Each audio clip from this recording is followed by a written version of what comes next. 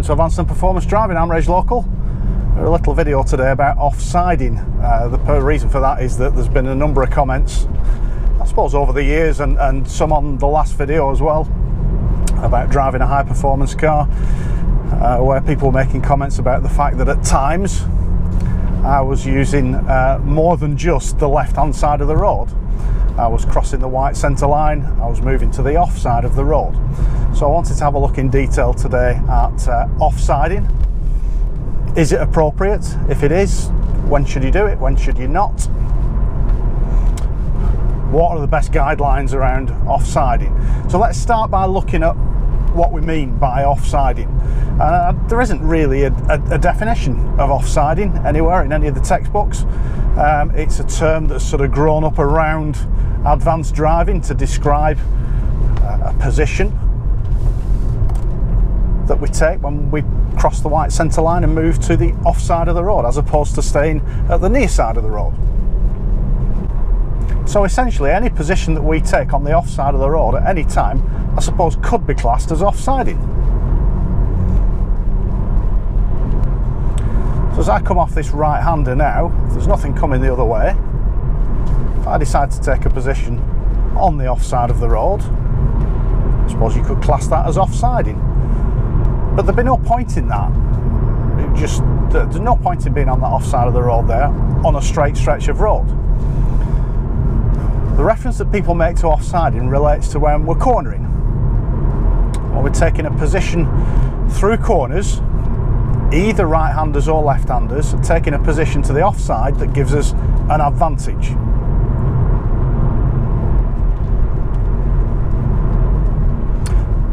And I've had a lot of arguments from people online and in YouTube comments and other places where there's a very fixed view that you should never cross that white centre line. Absolutely, you should limit yourself to the near side of the road at all times. And I disagree with that.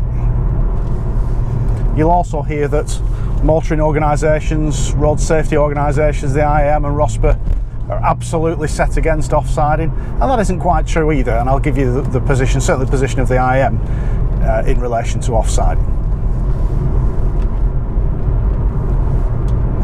There is actually a difference in opinion across different police driving schools as well. So the Scottish Police Driving School generally teach that you should stay to the left of the white centre line at all times. And I think historically that goes back to a very serious fatal accident that occurred during police driver training back in the 90s, I think. Don't know a lot of details about it, but that's the story I've heard. So when is it appropriate to go offside through a corner? Or on approach to a corner? Well, three things have to be in place. I'll go through each of those three things in detail. The first thing that has to be in place is that it has to be safe. So if I'm going to go offside through this right-hander now, I'm looking to the top of the hill, I can see there's nothing coming towards us, and it's perfectly safe to take an offside position through that right-hander.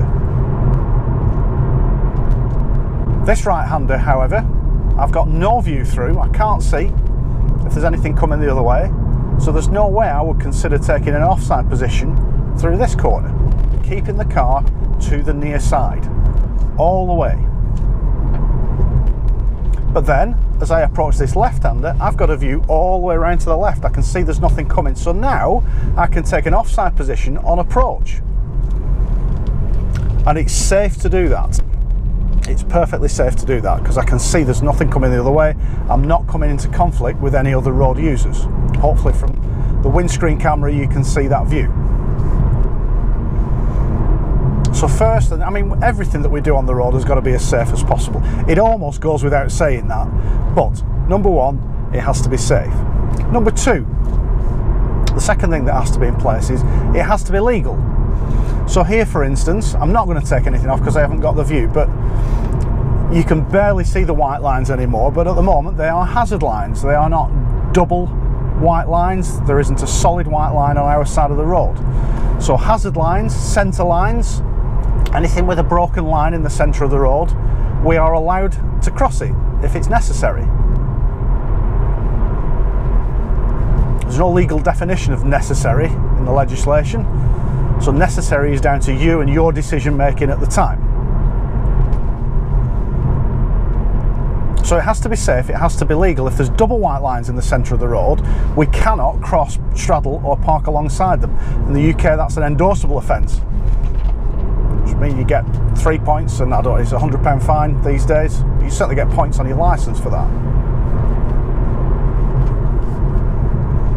And the third element, and this is the most important one, this is the one that we're really going to examine in detail in this video. The third element that has to be in place before you make a decision to go offside, either on approach to a corner or through a corner, is that there has to be an advantage to it. There has to be an advantage to us for doing that. Otherwise, there's no point. There's no point in doing things on the road where there's no advantage to us. So what do I mean by advantage? Well, you'll hear a lot of people talk about the racing line, the fastest line through a corner, the straightest line through a corner is the fastest line. That is not the approach to take when we're driving on the road. Yes, I agree, on track, the racing line where you start at the very far side of the corner, cut through to the apex and drift out to the furthest point on the exit, yes, is the straightest and the quickest way through a corner. But that's not what we're looking to achieve on the road. We're not looking for the fastest time on the road. We're not looking to reduce our lap time, or set a lap record. What we're looking to do is get the car safely and progressively down the road. So let's think about the advantages of taking an offside position through a right-hand corner. For me, the biggest advantage is it starts with that argument about the racing line and that you're taking a straighter line through the corner. But what that actually means for you and for your vehicle is that you're asking less of the car. You're asking less of the tyres through the corner. You're putting less steering angle on through the steering wheel. You're asking less of the suspension and the handling capabilities of the car, and you're doing less yourself.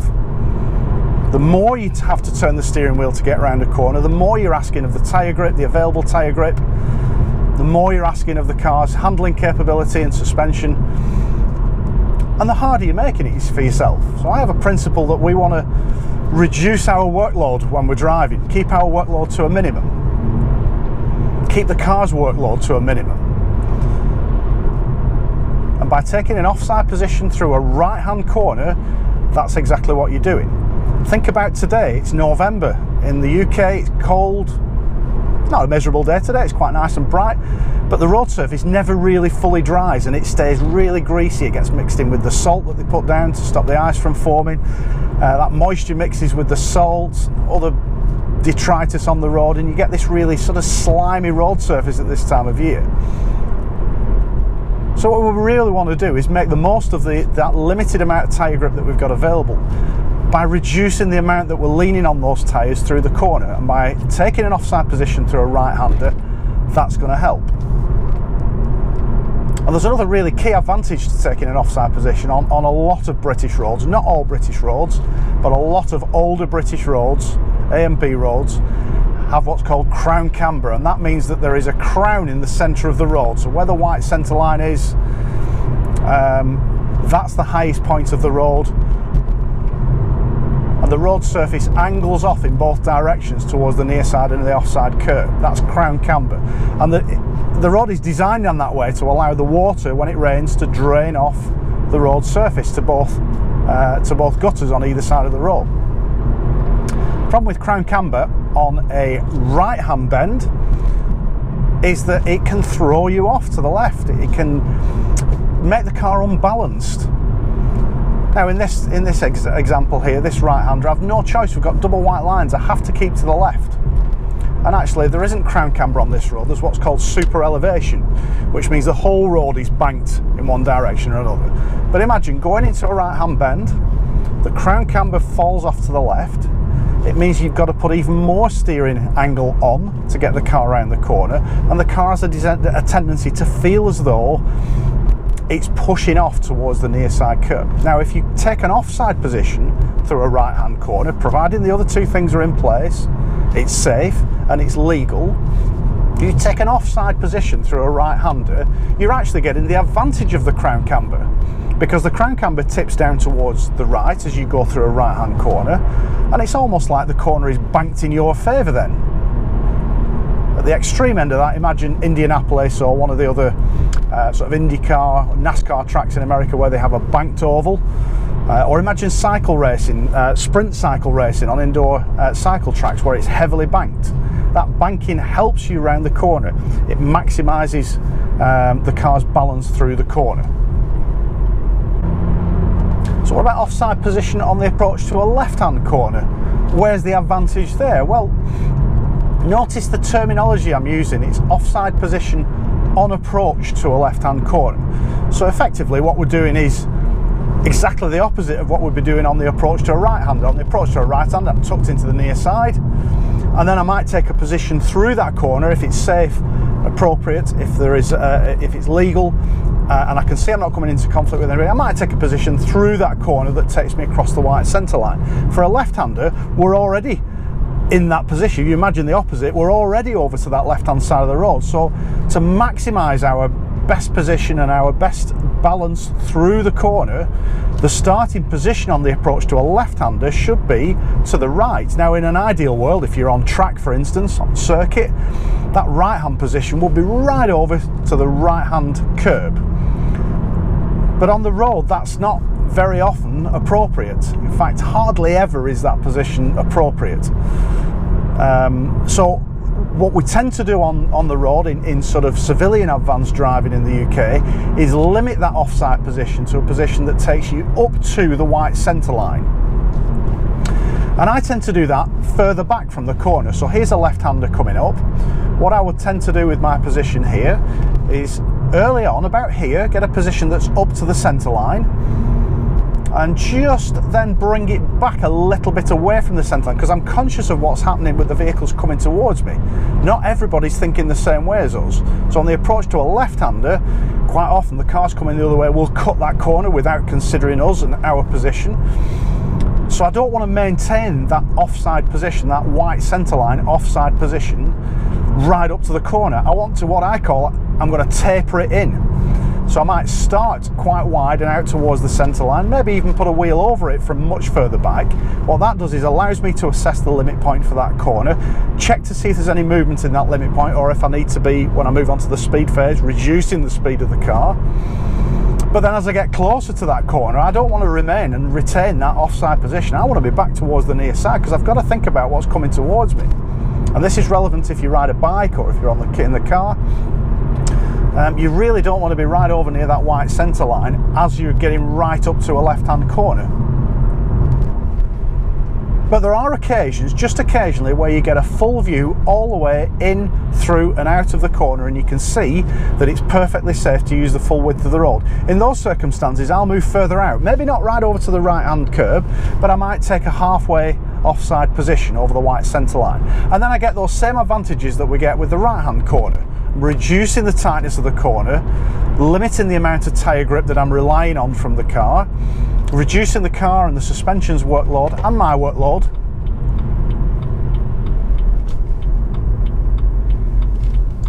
and keeping the car nice and safely balanced through the corner.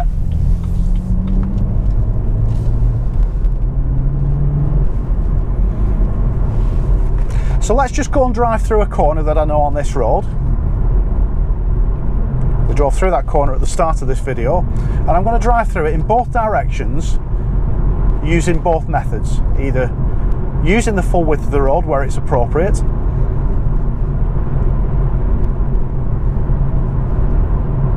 or limiting myself to the near side of the road, keeping to this side, to the left-hand side of the white centre line.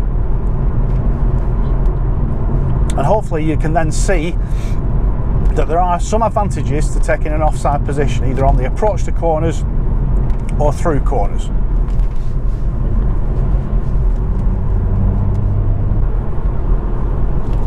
So the corner I'm thinking about is the one right in the distance now. You can see it straight in front where the chevron boards are. Now the chevron boards are for traffic coming in the other direction, but already I can see that I've got a full view all the way through and out the other side of that corner. So I can see that if I was to take an offside position there, through that right-hander, I'm not going to come into conflict with anybody else. I can also see that there's no double white lines here. So the first time through the corner, I'm going to go position, speed, take a position offside as we go through. And you can see that, well, the steering wheel was up to probably about there. I certainly hadn't got 90 degrees of lock on. I would have said it was about 70 to 75 degrees of steering lock on through the corner. The car remained nice and balanced through the corner. I'm not pressing on too hard, not carrying maximum speed through the corner, but the car remained nice and balanced as we drove through. So let's drive through the same corner in the opposite direction. And one thing to bear in mind is, even though we're driving through the same corner, that corner will be tighter in this direction, because to us now it's a left-hander and we drive on the left-hand side of the road in the UK, and that means that we're closer to the apex, closer to the inside of the corner, and that corner will naturally be tighter. But I come around this right-hander, I know at the end of here that left-hand bend is up there, I can see the white van moving away from it, and that white van draws my eye across, and I can see that there's no vehicles coming towards us there. So on the approach to this left-hander now, once I get the view and the view is there, I'm going to take a position here, about 2/3 of the way over the centre line, looking through the corner and then just driving through. And I can even drift out a little bit on the exit of the corner in that particular case, because I've got the view and it's safe through the corner. Now, it's not very often that you get a corner with that much of a wide and open view all the way through. So I tend to limit my offside moves to corners where I've got that very clear view all the way through and out the other side of the corner.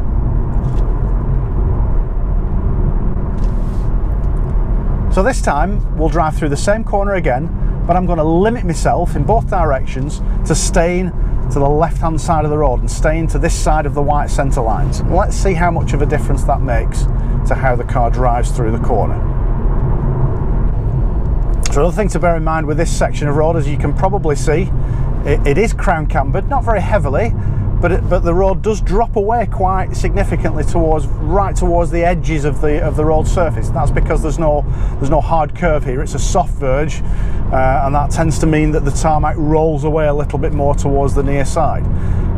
But the profile of the road is slightly higher in the middle near the white centre line and tapers off towards both sides. Now, I've got my long open view again towards this right-hander, and in the distance I can see a car coming towards us. So there's probably a good reason for us to stay near side through this right-hander now. Now, ideally, I would always aim not to be going through the corner at the same time as another road user. I've also got the cyclist and the possibility that that car might move out on the cyclist without realising that I'm here. So I'm easing off the gas. Now this time I'm going to stay to the left of the white centre line, so I'm going to lose a bit more speed, take a lower gear and steer us through. And you can see that I've put on much more steering lock. Compare it with last time. That was a full 90 degrees of steering lock going through the corner. So I'm asking more of the tyres, I'm asking more of the car suspension, more of the steering system. And yeah, you could argue it's not a massive amount more work for me, but I am actually working the car more than I was doing when I took an offside position through that right-hander. So that to me is a really clear advantage where all those other elements are in place. Safe, legal, and there's an advantage to us. So, same principle this time.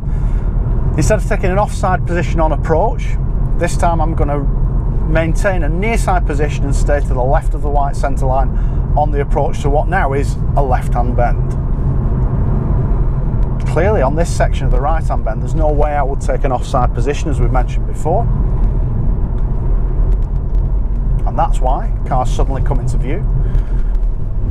But I'm keeping a position to this side of the white centre line. It's clear I could go offside if I wanted to, but I'm having to lose more speed.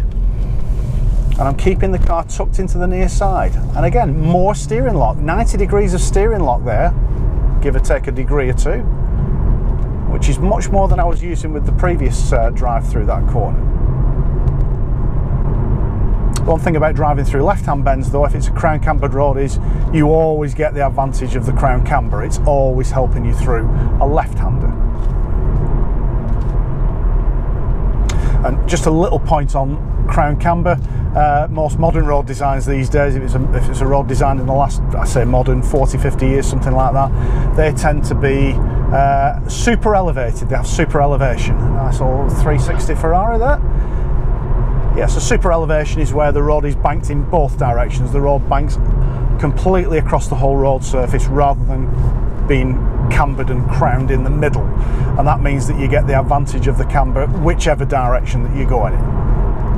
So what about this view that the IAM and ROSPA are totally against going offside through corners? Well, it's not the case. The IAM and ROSPA are road safety organisations, so they have to be very careful with their policies and what they teach to their associates and students. So if you undertake a course of instruction with the IAM, for instance, day one, week one, you are not going to go out and start using the offside of the road through corners, because there's a lot more basic stuff that you need to learn first, and you need to learn the basic, and we'll get to cornering, the basic principles of cornering, position on approach, speed, gear, balancing the car on the accelerator through the corner. All these things are more important than whether you go offside or not through the corner. But I'll give me my view as an IAM examiner. I'm comfortable with a little bit of an offside position through corners, through right-handers, definitely. Providing those three things are in place. Safe, legal, advantage. There's got to be an advantage to it. So for instance, I don't expect somebody to start taking offside positions through corners in 30-mile-an-hour speed limit areas or 40-mile-an-hour speed limit areas, because at those lower speeds there's no advantage to be had. I think a 50 limit, perhaps I'd take a slightly different view, because the speed's starting to pick up, and certainly on national speed limit roads, then I will be okay with a little bit of offside through a right-hander and a little bit of moving towards the white centre line on the approach to left-handers, as long as that's tapered back in before you get to the corner and we're not coming into conflict with anything coming the other way. Having said that, if you're on advanced car test and you're uncomfortable with going offside, or if your observers aren't comfortable with teaching you offside position, well, that's fine, and you can come up to your advanced driving test, and I will not mark anybody down on an advanced car test for not taking an offside position. What I try and do in these videos, you've got to remember, I'm not representing the IAM in these videos. I'm representing me and my views, my experience over time, over years and years of doing this kind of stuff, both for the police and privately, sports car owners and all kinds of different things. So I'm giving you my view. There is definitely some advantages to using an offside position, but those three things, it comes back to those three things every time. It's got to be safe, it's got to be legal, and there's got to be an advantage to it. If all those three things are in place, by all means, use the offside of the road at times. But be careful, because there's always a risk when you cross that white centre line that there might be something that you've missed. So you've got to be absolutely sure, and this is why I'm saying that the IAM wouldn't teach this, perhaps never, through an advanced driving course, because they've got to be certain that somebody's observations are at that level where they can rely on those observation skills to get a good view through the corner, be absolutely certain that whatever they're doing is safe. You've got to have that certainty in place. So there you go, there's offsiding. A short little video this time. Obviously, you're free to disagree with me. Put your comments in the comments section below. Go and have a look at my other cornering videos as well. I'll put a link below the video, so you can have a look at some of the earlier cornering videos that I've done, where people have challenged whether I should be using the offside of the road or not. And go and have a look and see if you think my use of the offside is appropriate in those videos.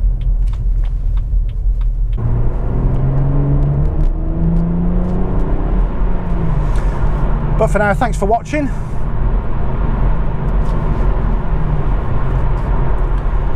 Don't forget to subscribe to the channel. You get a notification if you press the little bell every time I upload a new video. Give us a like as well. That always goes down well on the channel. If you want more information about advanced and performance driving, go and have a look at the website, reglocal.com. Loads more information there about advanced and performance driving. Information about my books. If you're short of a Christmas present for somebody, go and have a look at the books. They're available on Amazon. And also, one thing I've not mentioned before when I'm doing the videos, but I do driver coaching as well. So if you ever fancy a day's driver training with me, drop me an email through the website, get in touch, and I'll tell you all about that. Or give us a follow on Twitter as well, @RegLocal. But for now, thanks for watching. Hope you've enjoyed the video, and we'll see you next time.